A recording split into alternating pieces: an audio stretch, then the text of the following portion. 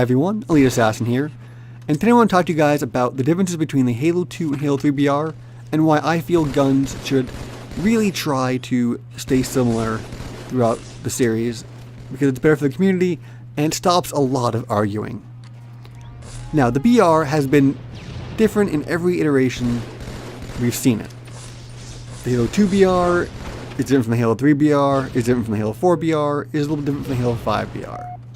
Whether it be in aesthetics, whether it be in how the weapon aims, whether it be in the shots to kill, and whether it be time to kill, a whole bunch of different varieties. And this has led to a lot of controversy about the gun and about certain games. The one I want to focus on most, like I said, is the Halo 2 and Halo 3 BRs. Because while the Halo 4 and Halo 5 BRs differ from them, they don't differ so much from the Halo 2 BR that I really think it warrants bringing it up. Yes, the Halo 4 BR was a 5-shot kill weapon at first, which made the Halo 4 BR really piss a lot of people off, but eventually that changed. So, to me it was a drastic difference, but one that eventually got fixed. Thank God, because that was just very, very weird, and actually made the Halo 4 BR very, very weak compared to the rest of the sandbox when it first launched. While the Halo 4, Halo 5, and Halo 2 BRs all have a lot of similarities to each other, the Halo 3 BR stands out quite a bit, and I'm going to be comparing the Halo 2 and Halo 3 BRs because they were BRs in back-to-back releases, and they were by far the most different compared to all the different iterations of the BR. So the Halo 2 was the first game we saw the BR in, and the gun was very different from what players were used to in Halo CE with the projectile CE pistol. This gun was hit scan, it was 3-shot burst, and it had high auto aim.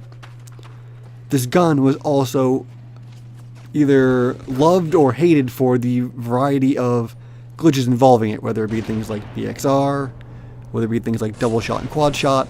Some people think it added to the game, and at higher levels of play I definitely understand it. But some people, like myself, maybe aren't the biggest fan, because I feel I'd rather have a guy who is more accurate when a gunfight than a guy who can pull off a very quick kill glitch.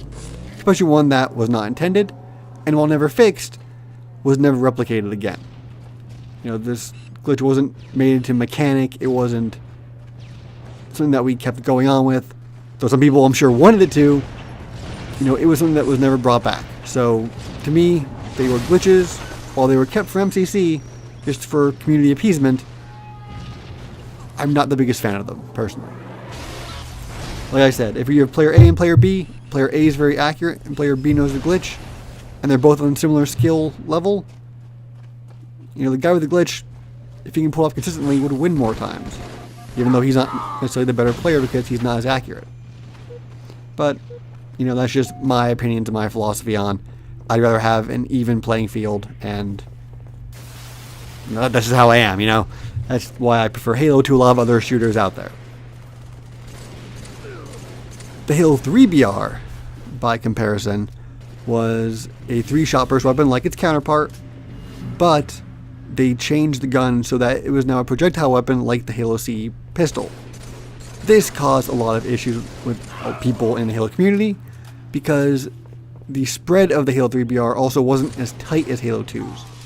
So when you were shooting at people, not only did you not have to learn to lead people in certain fights, but you had to hope that all 3 bullets would land. So this has made a very big difference in any gunfight, and it made a huge difference in Big Team Battle.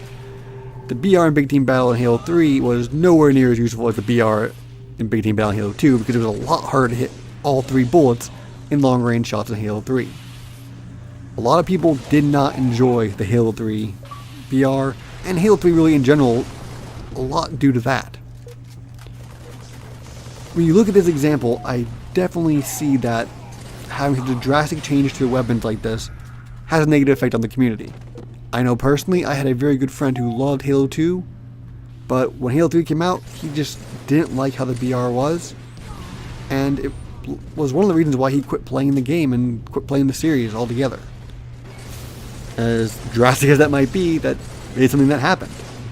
And there's some people out there, looking at you, Cleanup, who really, truly hate Halo 3 so much, they don't want there to be an Anniversary Edition. And while I'm not sure there ever will be, this would be the year to do it, of course.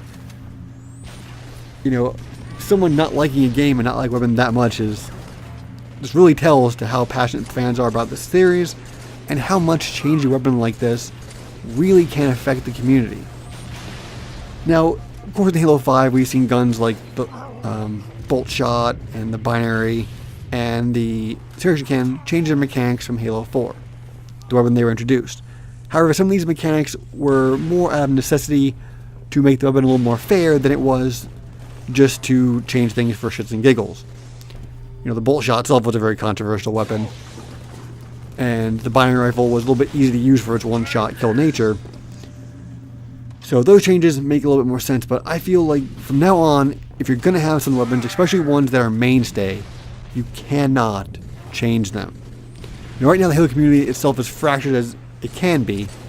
We don't need more things to fracture. So going on with Halo 6 and onwards, however long this series may go, I really hope that the weapons they have now, they kind of keep them and don't really tweak them that much. They don't need to be. Because the more you tweak things like this, the more you're gonna piss people off, and the more fans you might actually end up losing. So, you know, personally, to me, I like the Halo 3 BR, but I would mind it going back to that. Because we've now had 2 games in a row where it's hit scan, where most of the utility weapons are hit scan, because even the DMR and Reach wasn't. We don't want to just throw people off that much. If you want to do that in a spin-off game, that's fine. And if you want to mess around with changing a weapon to work, spin-off games are the way to go. But don't do it in a main series title. Alright guys, that's about it for this discussion.